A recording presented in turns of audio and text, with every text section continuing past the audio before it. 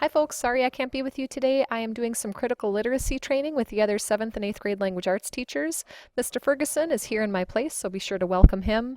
Today we are focused on nonfiction. Just a friendly reminder that if you did not turn in your grammar passport items from this week, that's on nouns, pronouns, adjectives, and verbs, make sure that you drop that into the bin before you leave today. If you take a look over at the no name board, you will see that there are a lot of documents hanging up there. So double check to see if any of those belong to you after you check School View, and then make sure that you put your name on it and add it to the bin. Today our focus is on genres of literature, and we are looking specifically at nonfiction as a genre.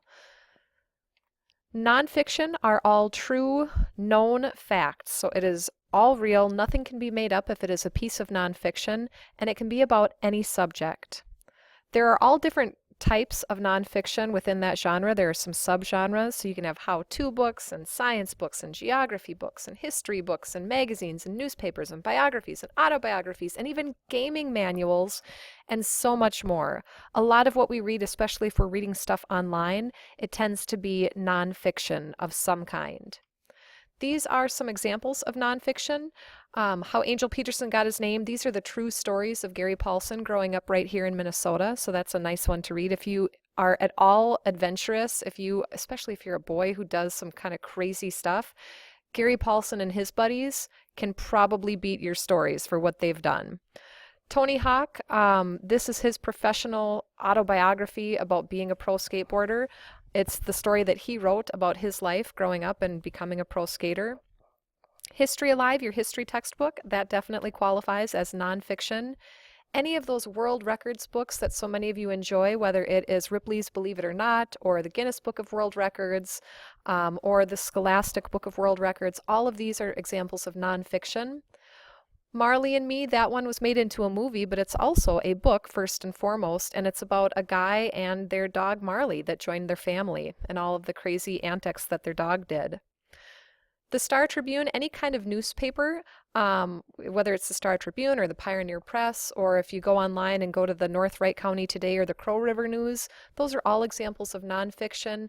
And any type of a magazine, like People Magazine or Teen Magazine or Vogue, those are examples of nonfiction as well. Today you have a choice for your journal topics, just like we normally have. So option 1 is look at your current book and tell me why it is or is not part of this genre. Second option is to write about a book that you know of that's in the genre and how you know. And the third option is to give your opinion. Do you like to read these types of books? Why or why not? You get to choose one of the options to write 5 quality sentences about.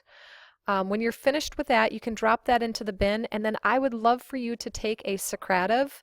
The room name is Kelm, K-E-L-M, and it's just some real quick checking questions of being able to identify if something is fiction or nonfiction, and it'll give you a little explanation of why that is. So you're welcome to use my devices or your device to complete that Socrative. By the end of class today, our goal is to be able to answer yes to these questions. Can I explain the difference between fiction and nonfiction texts? And did I choose and read a novel for pleasure? Make sure that you are reading a book at your desk once you're finished with your journal and you've done the Socrative. And I will see you guys back here on Monday. Have a great day.